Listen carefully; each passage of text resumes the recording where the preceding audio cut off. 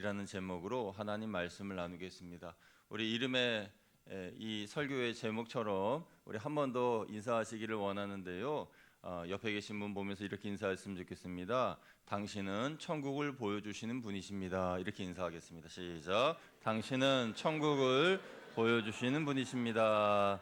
아멘. 성경 말씀 중에 천국에 대한 구절들이 많이 있지만 천국을 보여주는 성도에 대하여서 가장 잘 설명한 구절이 있다면 오늘 우리가 읽은 본문 말씀이라 생각할 수 있겠습니다. 베드로전서 2장 9절 말씀을 보면은 우리에게 어떤 존재인지에 대해서 분명하게 알려주는 이름들이 있는데요. 뭐라고 말씀하였죠? 우리 9절 앞부분만 한번 같이 읽어볼까요? 시작. 그러나 너희는 택하신 족속이요 왕같은 제사장들이요 거룩한 나라요 그의 소유가 된 백성이니. 아멘. 우리를 일컬어 너희는 택하신 족속이요 거룩한 나라요 왕같은 제사장이요 하나님의 소유가 된 백성이다, 이렇게 말씀하고 있습니다. 참 귀한 구절이 아닐 수가 없어요. 이 짧은 구절 안에 우리의 어마어마한 정체성이 다 들어있는 것입니다. 그래서 우리를 하나님의 특별한 소유로 삼으셔서 이 땅의 제사장으로서, 왕같은 제사장으로서 천국을 보여주는 사람이 되게끔 하셨다라는 것이죠. 여러분 혹시 이런 선물 받아보신 적 있습니까? 겉에 이 상자가 이 명품, 그러니까 고가의 그 명품의 그런 상자 또는 쇼핑백. 그래서 야, 뭘 이런 걸 다 선물을 주십니까? 야, 이런 귀한 명품 내가 처음 받아보는데요 하고 그 뚜껑의 상자를 열어봤더니 안에 내용물은 다른 거예요. 그러니까 겉에만 명품이고 그 안에 내용은 전혀 다른, 이게 뭡니까? 이렇게 화를 내거나 실망하는 그런 경우도 있을 수가 있잖아요. 그런데 죄송하지만 오늘날 우리의 교회, 우리 성도님들 또 목회자를 비롯해서 모든 믿음의 사람들이 어쩌면 이 베드로전서 2장 9절의 말씀처럼 너희는 택하신 족속의 왕같은 제사장의 거룩한 나라요 하나님의 백성이라는 그런 멋있는 그런 이름을 부여받았음에도 불구하고 그 안의 내용은, 우리의 삶은 그렇지 못한 모습은 아닐까 하는 그런 생각을 해보게 된 것입니다. 이러한 문제점을 가지고 깊이 고민한 한 선교신학자가 있습니다. 레슬리 뉴비겐이라고 하는 분인데요. 이분은 인도의 선교사로 40년 동안 사역하고 난 다음에 이제 은퇴하여 고국으로 돌아오셨어요. 고국으로 돌아와 봤는데 이게 웬일입니까? 기독교 국가로서의 그 영광스러웠던 옛 모습은 사라지고 형식주의와 또 인본주의와 또 율법주의 등등 인간적인 냄새만 가득한 그런 교회의 모습과 성도들의 신앙을 잃은, 힘을 잃은, 복음을 잃은 그런 모습을 보면서 많이 적잖이 충격을 느꼈습니다. 그러면서 어떻게 하면 좋을까? 어떻게 하면 오히려 이 영국 땅을, 인도가 아니라 이 영국 땅을 하나님의 복음으로 바꿔야 할까? 바로 이곳이 선교지구나라고 하면서 안타까워하면서 고민을 했던 분이십니다. 영국을 떠나기 전 돌아온 그 모습, 전에 영국 교회의 화려한 건물의 모습과 의식은 남아있지만 복음의 능력이 사라져서 박물관처럼 보이는 교회의 모습이었습니다. 복음은 공적인 진리가 아니라 개인의 사유화, 그래서 개인의 취미생활처럼 예수님을 믿고 또 교회를 나오는 그런 모습인 거죠. 그런데 여러분, 이 모습이 놀랍게도 지금 우리 한국 사회, 한국 교회의 모습과 많이 닮아 있지 않습니까? 한국 교회는 부흥의 시기를 거쳐서 큰 건물과 의식과 다양한 프로그램들은 남아 있는데 그때를 경험하지 못한 젊은 세대들은 세상을 향해 떠나고 그 부흥의 때를 경험하신 우리 어른들은 한 분, 두 분 천국으로 이사하고 계십니다. 주일 예배도 세상에서 살아갈 유기를 위한 충전과 천국 잔치로서의 그런 주일 예배가 아니라 종교적 행위로서의 일요일로 전락한 현실을 살고 있지는 않은가 돌아보게 되는 것입니다. 저는 그래서 개인적으로 예배드리는 이 날을 일요일이라고 이야기하는 것을 별로 좋아하지 않습니다. 여러분 혹시 여러분의 자녀들이나 또 배우자나 가족들에게 우리 일요일에 교회 가야 되니까 준비하자 이렇게 이야기하십니까? 아니면 주일에 예배를 위해 준비하자 이렇게 이야기하십니까? 예. 오늘 이 날은 일요일입니까? 주일입니까? 주일이죠. 그래서 저는 이 날을 일요일이라고 이야기하는 걸 별로 좋아하지 않아요. 그런데 우리 성도님들 말씀하실 때에 간혹 들어보면 일요일이라는 말씀을 많이 하시는 분들이 계시더라고요.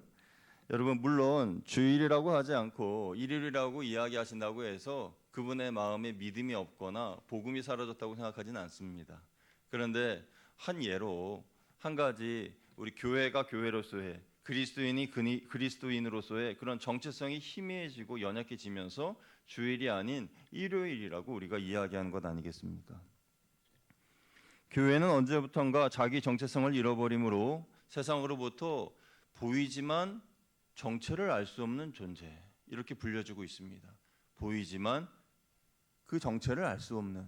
그래서 교회의 건물은 있고 또 사람들이 차를 타고 와서 그 주차장에 차들이 가득하고 또 사람들이 그 건물 안으로 교회 건물 안으로 들어가는 모습은 눈에 보이지만 그들이 무엇을 믿고 있는지 무엇을 하고 있는지 어떤 생각을 하고 있는지 전혀 알 수 없는 그런 정체를 알 수 없는 존재로 전락하였다는 것이죠. 이것은 당시 영국만이 아닌 오늘 우리들의 문제이기도 합니다. 이 위기 앞에서 뉴비기는 절망하는 대신 앞서 읽은 베드로전서 2장 9절 말씀을 붙들고 이렇게 외쳤습니다. 복음의 유일한 해석학은 바로 복음을 믿고 살아가는 공동체뿐이다. 이렇게 말했어요. 이 말이 좀 어렵죠? 선교신학자니까요. 그런데 이 말을 쉽게 풀어서 말하면 이 말입니다. 세상은 복음을 이해할 때에 성경을 읽고 이해하는 것이 아니라 교회나 성도들을 보고 복음을 이해하는 것이다. 이 말이에요. 그러니까 교회에 모여든 우리 성도님들 그리고 교회에서 어떠한 사역을 하는지 어떠한 방향으로 나아가는지 그 등등을 보면서 복음이란 이런 것이구나라는 것을 알게 된다라는 것입니다. 그래서 우리는 천국에 대해서 누군가 천국이 정말 있습니까? 라고 물어볼 때에 그에 대한 대답을 논리적으로 요한계시록 몇 장 몇 절에 있습니다 이런 식으로 이야기하는 것이 아니라 천국을 살아가는 여러분의 모습을 통해서 천국이 어떤 곳인지를 알려주셔야 된다는 거예요. 그래서 오늘 말씀의 제목이 천국을 보여준 사람들입니다.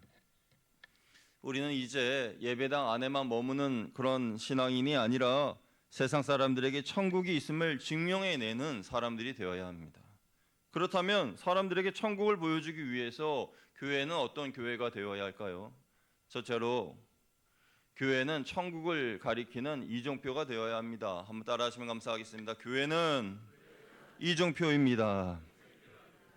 여러분 길을 가다 보면 표지판이 보이죠. 이쪽으로 가면 부산입니다. 이쪽으로 가면 서울입니다. 이렇게 표지판이 있어요. 그것은 길을 모르는 사람에게 반드시 필수적인 것입니다. 그래서 그 표지판을 보고 내가 잘못 가고 있구나 하고 방향을 틀 수도 있고 내가 지금 제대로 가고 있구나 하고 달려갈 수도 있는 것이죠. 교회는 그런 표지판과 같습니다. 세상 사람들이 돈이 최고야, 명예가 최고야, 성공이 전부야 라고 말하면서 자기들이 정해놓은 그 길을 향해서 달려갈 때에 우리 믿음의 사람들의 삶의 모습을 보면서 아닌가? 우리가 지금 잘못 가고 있는 것 같은데 라고 생각할 수 있게 해주어야 해요. 그래서 당신의 진짜 목적지는 그것이 아니라 하나님의 나라여야 합니다 라는 것을 알려줘야 한다는 것이죠. 그런데 그들은 우리의 말보다 우리의 삶을 보고 반응한다는 것입니다. 그래서 우리가 바른 표지판의 역할을 하려면 세상에서 거룩하게 살아야 하고 세상의 가치관과는 다르게 살아야 한다는 것이죠. 그래야 우리는 올바른 표지판의 역할을 감당할 수 있는 것입니다. 그러면서 사람들은 자신들의 길에 대한 의구심을 갖게 되죠. 어디로 가야 합니까? 그리고 우리에게 물어볼 겁니다. 그러면 여러분이 잘 안내해 주시면 되는 것이죠. 그게 표지판으로서의 우리 성도들의 모습이라는 거예요. 우리는 하나님 나라의 길을 향한 바른 길을 걸어가면서 돈보다 생명을 귀히 여기고 성공보다 정직을 택하고 이 땅의 삶이 전부가 아니라 영원한 나라가 있음을 우리의 삶의 모습을 통해서 보여주어야 합니다. 사랑하는 여러분, 여러분의 삶의 모습이 거창하지 않으셔도 좋습니다. 다만 세상의 풍조에 휩쓸리지 말고 묵묵히 믿음의 길을 걸어가시기를 축원드립니다. 그렇게 길을 걷다 보면 여러분의 그 가신 그 길이 누군가에게 이중표가 될 거예요. 거룩하게 살아가는 모습, 고난 중에도 서로 사랑하고 찬송하는 모습, 위하고 아끼는 그 모습, 기뻐하는 모습, 그런 등등의 모습을 사람들이 보면서 자신들의 길을 찾게 될 겁니다. 그때 우리는 사람들을 안전한 길로 인도하는 이종표의 역할을 감당하는 것입니다. 둘째로, 교회는 하나님의 손과 발이 되어야 합니다. 교회는 하나님의 뜻을 이루어드리는 손과 발입니다. 의사에게는 청진기가 있고 목수에게는 망치가 있듯이 하나님께서는 이 세상을 고치고 회복시키시기 위해서 교회라고 하는 도구를 선택하셨습니다. 하나님은 교회를 통해서 줄인 자들을 먹이시고 외로운 자들을 위로하시고 깨진 가정들을 회복시키십니다. 오늘 우리가 읽은 베드로전서 2장 9절의 후반절을 보면은 우리가 하나님의 도구로서 해야 할 일들에 대해서 이렇게 말씀하고 있는데요. 우리 같이 한번 읽어봅니다. 시작. 이는 너희를 어두운 데서 불러내어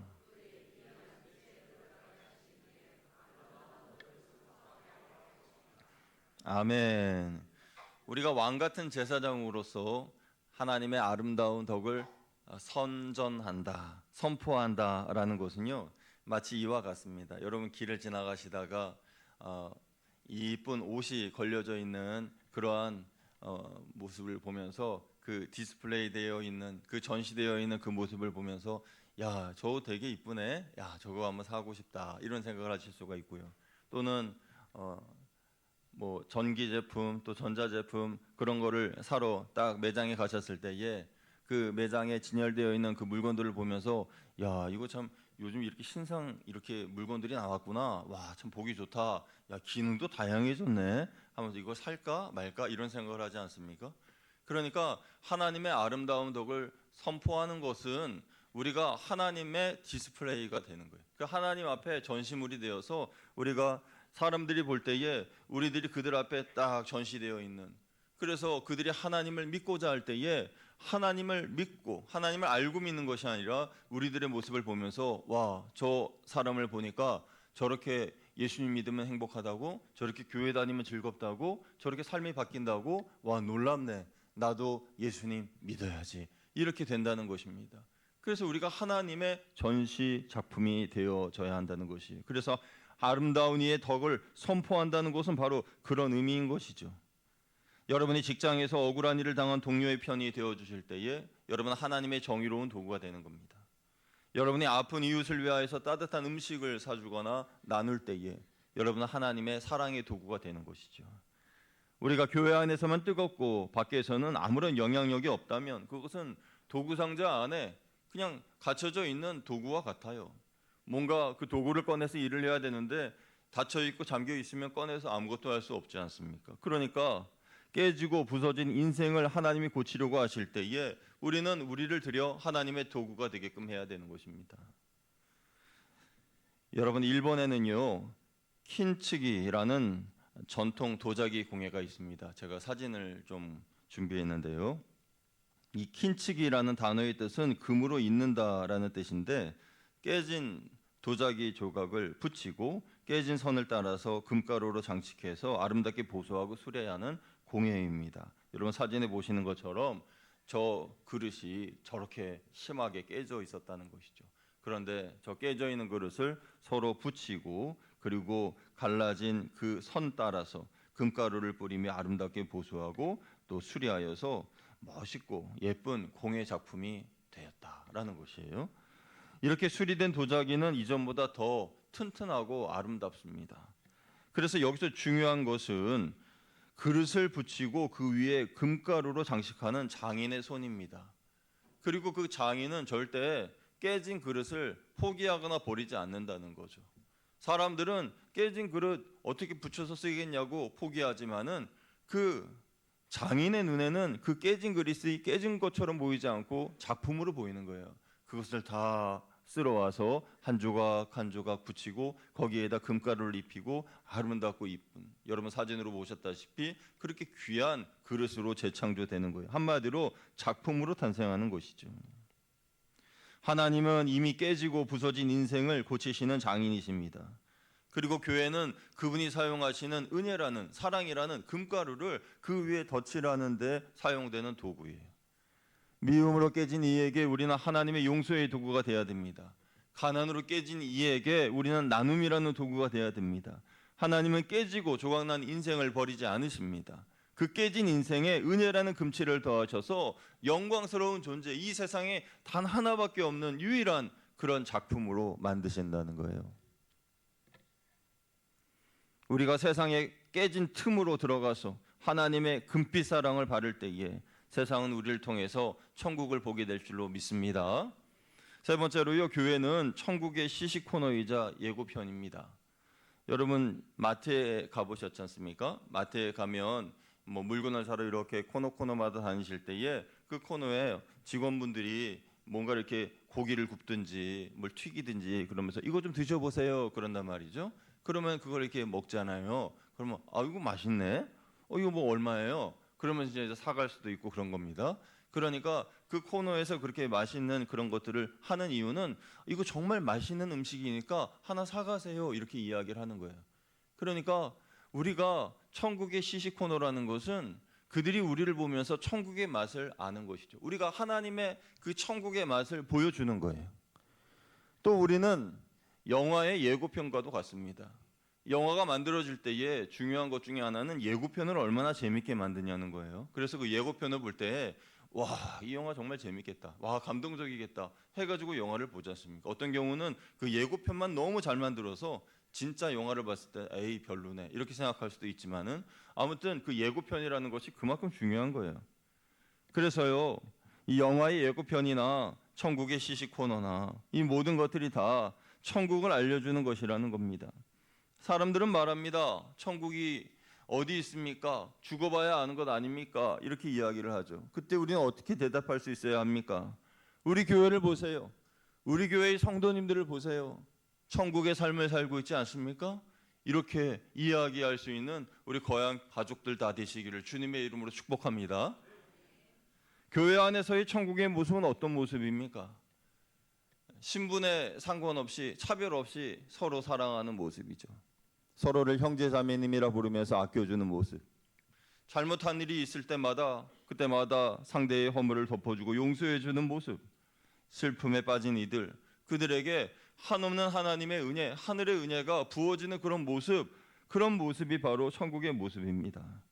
우리가 그렇게 주 안에서 행복하고 서로 뜨겁게 사랑하면 그들은 교회를 궁금해하면서 저들이 믿는 하나님 나도 믿고 싶다고 이야기할 수밖에 없는 거예요.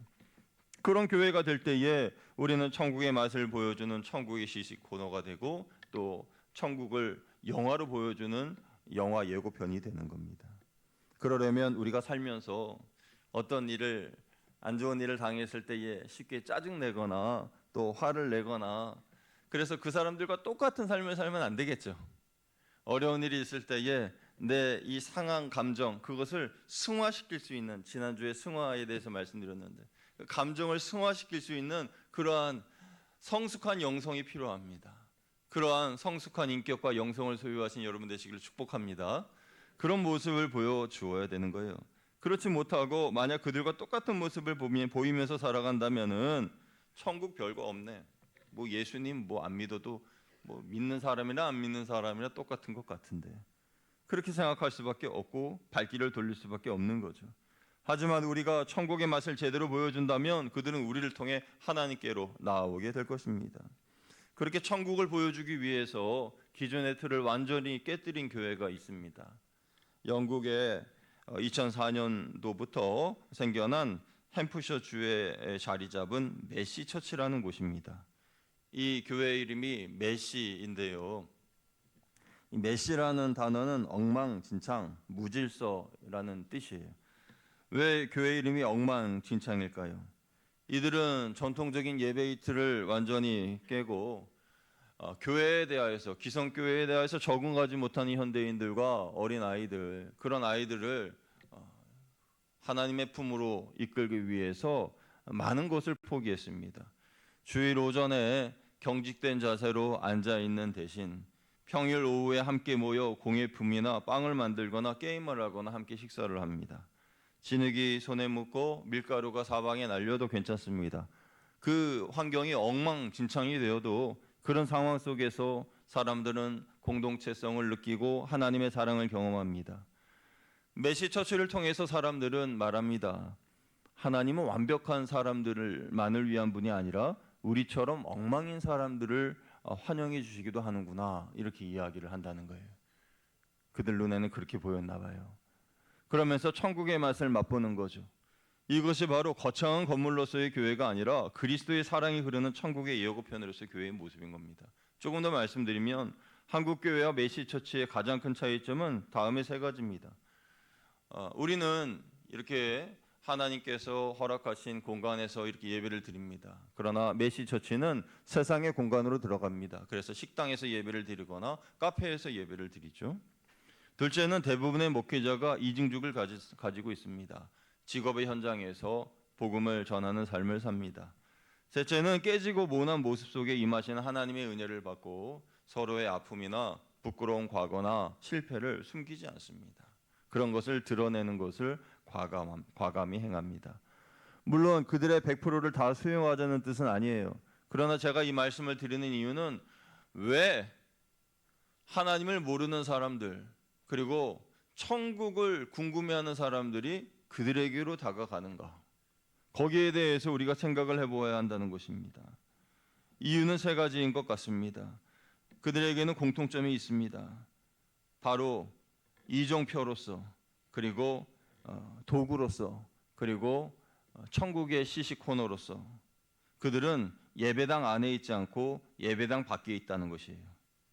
이정표는 길거리에 있어야 하고, 도구는 작업 현장에 있어야 하고, 시시코너는 손님들이 다니는 그 길목에 있어야 합니다. 그래야 사람들을 만날 수 있겠죠.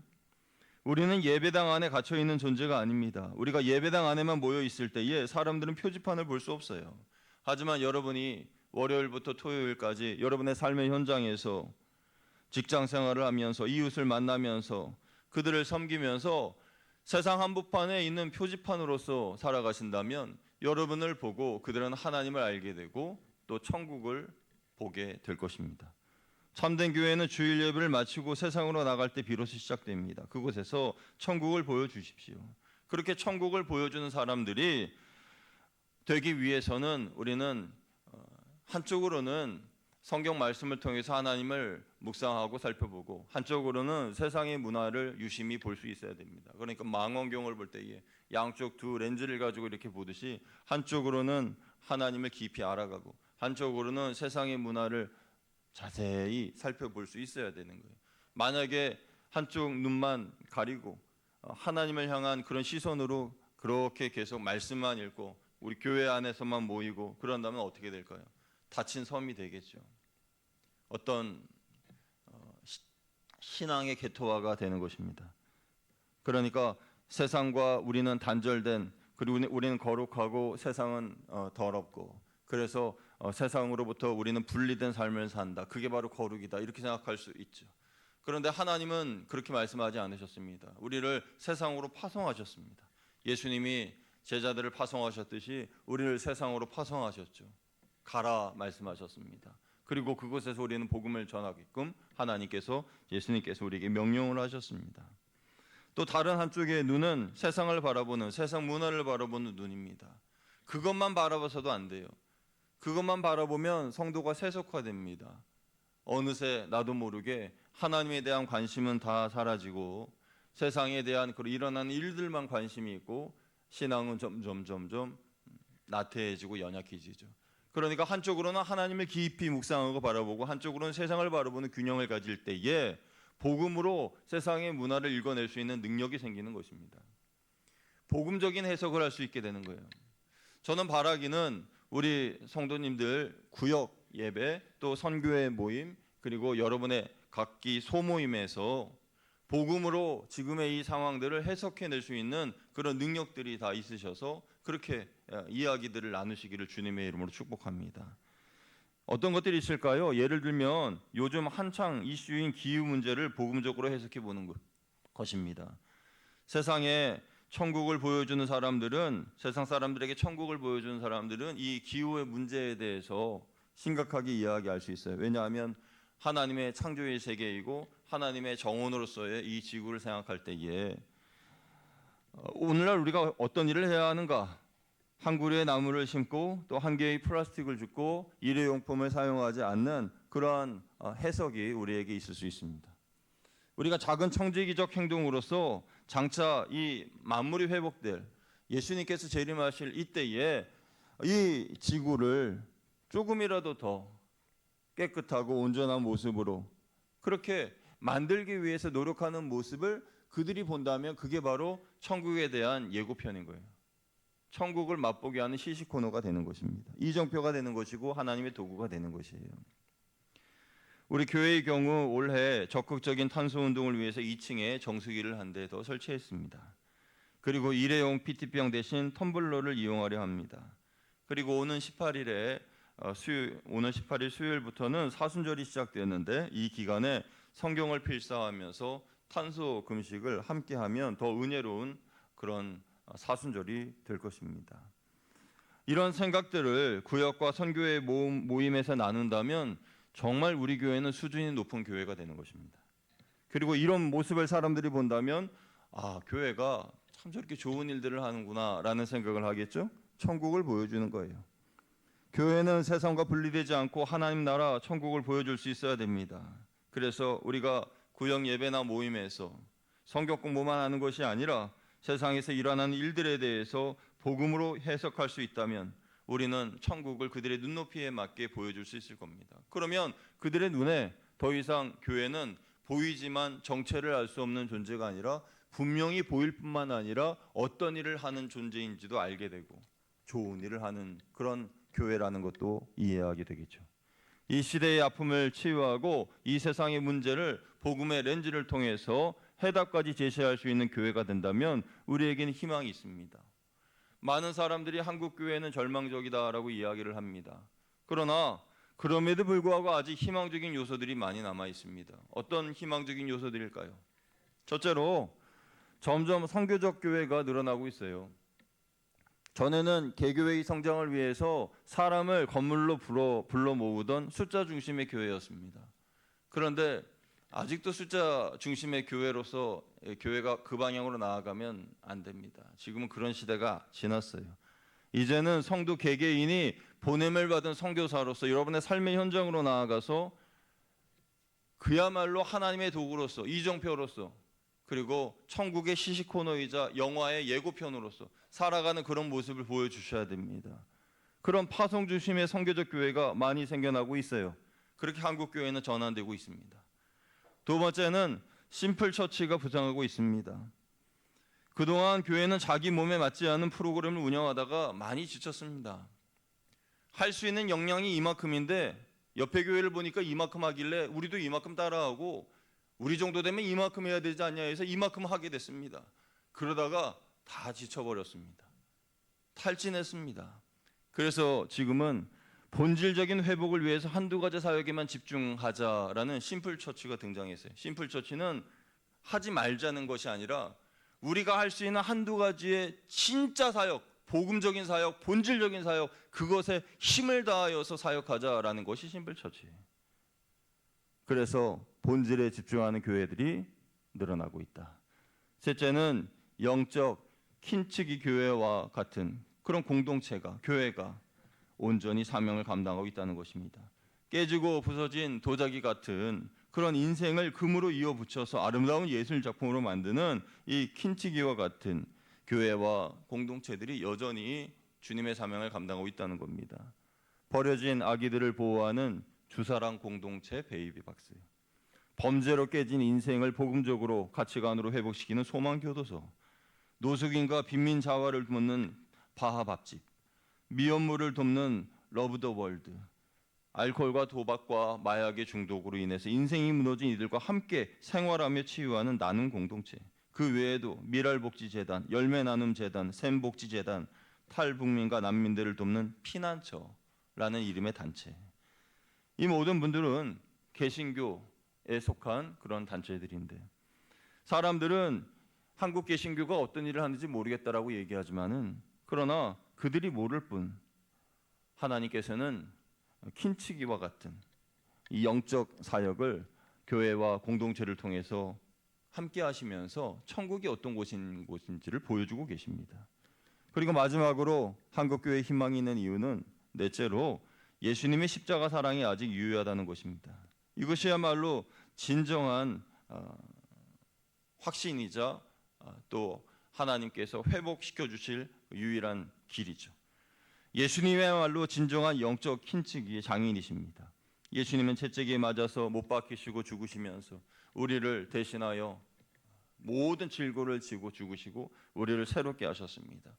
깨진 인생들, 부서진 인생들, 망가진 인생들, 어떤 인생이라도 예수님을 만나면 다 새롭게 될 줄로 믿습니다. 그래서 우리에게는 소망이 있는 거예요. 우리는 문제 하나 없는 나의 완벽한 모습을 사람들에게 보여주면서 예수님 믿으면 이렇게 성공하고 예수님 믿으면 이렇게 잘 되고 예수님 믿으면 이렇게 번성하고 그렇습니다 여러분 이렇게 선포하는 것이 아니라 저는 이렇게 깨진 사람이고 저는 이렇게 부서졌고 저는 이렇게 망가졌고 저는 이렇게 형편없는 사람인데 그런데 예수님을 만나니까 예수님이 나를 이렇게 아름다운 작품으로 만들어 주셨어요. 세상에 유일무이한 아름답고 존귀한 사람으로 하나님 바꿔주셨어요. 이것을 선포해야 되는 것입니다. 이것이 천국을 보여주는 것이에요. 세상 풍파에 깨지고 부서졌는데 내 인생의 부서진 조각들을 맞춰주시고 또 아름답게 빚어주시고 그 갈라진 사이로 금을 발라주신 하나님의 그 사랑, 그것이 천국을 보여주는 삶인 것입니다. 사랑하는 여러분, 세상 사람들에게 천국을 보여주는 것은 어려운 일이 아닙니다. 지금까지 여러분이 살아오시면서 하나님께 받았던 그 은혜, 하나님이 내게 역사하셨던 그런 사랑의 그런 자료들, 그런 것들을 아낌없이 간증하시고 광고하시고 선포하시기를 주님의 이름으로 축원드립니다. 그렇게 천국을 보여주셔야 돼요. 이번 한 주간도 여러분의 삶의 현장에서 여러분을 통하여서 놀랍게 하나님께서 천국 생활의 예고편을 찍고 계시고 그것을 사람들에게 보여주십니다. 여러분을 통해서 천국의 시식 코너가 열립니다. 그러면 사람들이 그것을 맛보고 와, 천국의 맛이 이렇게 좋구나, 또 그 예고편을 보고 와, 천국이 정말 기다려진다 하며 상상하면서 주의 전으로 나오고 하나님께로 돌아오는 그런 놀라운 은혜가 있게 되기를 주 예수 그리스도의 이름으로 축원드립니다. 함께 기도하겠습니다. 하나님 감사합니다. 지금도 깨어지고 부서지고 모든 것이 망가졌다라고 고백하는 이들에게 주님은 찾아가셔서 아니다, 내가 너를 새롭게 빚고 너를 찬란하게 또 금빛 은혜로 고칠 것이다 라고 말씀하십니다. 그 일의 도구로서 우리 교회가 쓰여지기를 소망합니다. 하나님, 우리가 하나님께서 이 땅 위에 이 자리에 부르시고 세우신 분명한 목적을 알아서 하나님의 영광을 위하여서 이번 한 주간도 파송된 선교사로서 우리의 삶의 현장에서 주의 나라와 영광을 위하여 살아갈 수 있도록 인도하여 주옵소서. 우리 주 예수 그리스도의 이름으로 감사하며 기도드리옵나이다. 아멘.